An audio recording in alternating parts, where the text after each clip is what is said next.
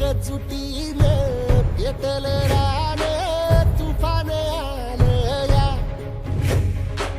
काळ्या भुईच्या भेटीला हे आभाळ आलं या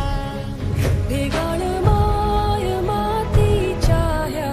डोळ्यात जागली या आस घेऊन हात हातामंदी घेतला लेकरांनी ध्यास लई दिसानी भारल्या वाणी शिवार झालं या एकजुटीनं पेटल रान तुफान आलं या काळ्या भुईच्या भेटीला हे आभाळ आलं या